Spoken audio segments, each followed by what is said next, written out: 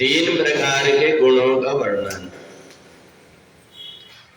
कर्मणः सुकृतस्याहु सात्विकं निर्मलं फलम रजस्तु फलम दुःखम अज्ञानम तमसा फलम। अच्छे कर्मों का फल सात्विक और निर्मल होता है।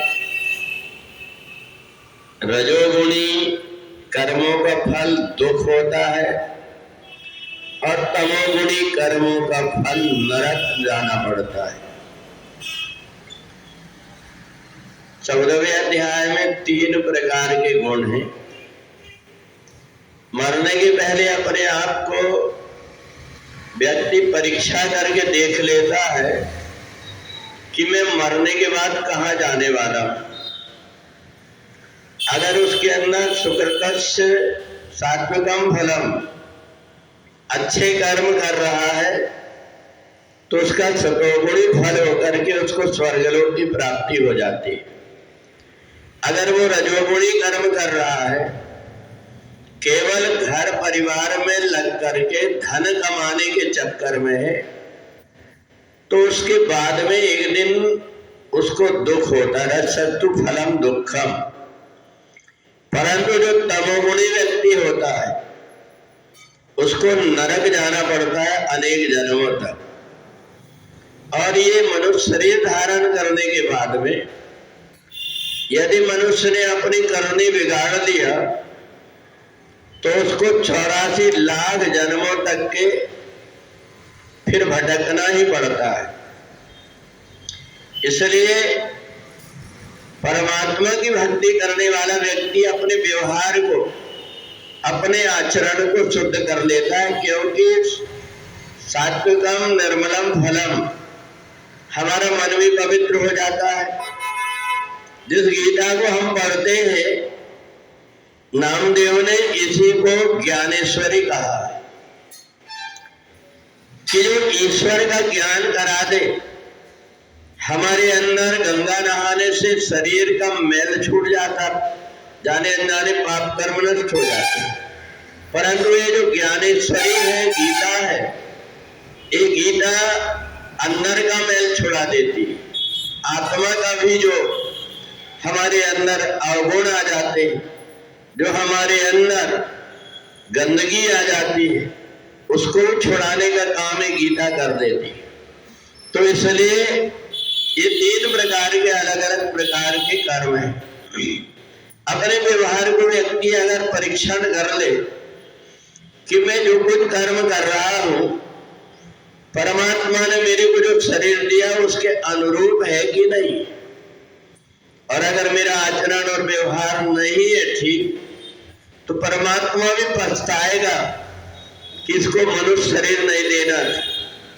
तो इसलिए जो हमें मनुष्य शरीर मिला हुआ है वो हमें परीक्षा करके देखना चाहिए कि मेरे को परमात्मा ने मनुष्य का शरीर तो दे दिया, पर मेरे अंदर मानवता आई कि नहीं आई।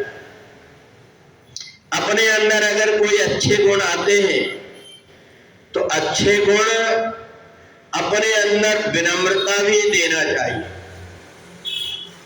एक बार चांगदेव ने, उनको ज्ञान हो गया, वो सबको दिखाते फिर रहे थे कि मेरे जैसे ज्ञानी कोई नहीं है। नामदेव जी के पास में गए, वो बड़े ज्ञान की बात कर रहे थे चांगदेव। नामदेव ने एक गधा चल रहा था, गधे की तरफ देखा। चांगदेव देख करके बड़ी परेशानी में पड़ गए कि वो गधा वेदों के मंत्र बोल रहा है।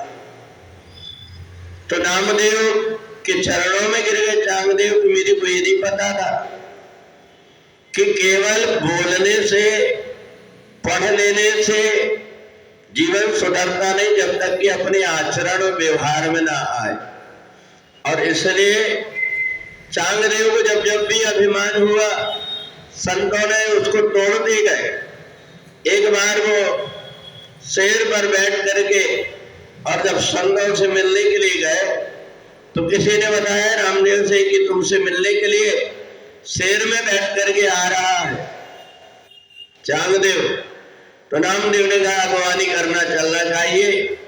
एक दीवार के ऊपर बैठे थे, दीवाल ने कहा कि चल, और वो दीवाल चल करके चांगदेव के पास पहुंची। तो चांगदेव को ये लगा कि मैं तो चलने वाले जानवर को बैठ करके आ रहा हूं, पर इनका ज्ञान और इनकी आत्मा परमात्मा से इतनी जुड़ी है कि इनने जड़ दीवाल को भी जला करके ले आए। तो इसलिए विद्या ददाति विनयम, हमें अगर जो कुछ भी प्राप्त होता है वो परमात्मा की कृपा मान करके जो सीधा और सहज सरल ढंग से रहता है, अभिमान और प्रपंच नहीं करता, परमात्मा के बहुत नजदीक रहता है। और सतोगुणी यही करता है, सतोगुण बुद्धि को पवित्र कर देता है। जो कुछ भी अच्छे कर्म हो रहा है, सुकृत स्याउ सात्विकम फलम, सुकृत जो हमसे अच्छे कर्म हो रहे वो मेरी नहीं परमात्मा की कृपा है, मेरी ऐसी बुद्धि बनाया कि मैं अच्छे कर्म कर पा रहा हूं। ऐसा मान करके जो परमात्मा से जुड़ा रहता है वह व्यक्ति अपने जीवन को भी सार्थक बना लेता है और आने वाले अपने भविष्य को भी सुधार लेता है। बोले वृंदावन बिहारी लाल की।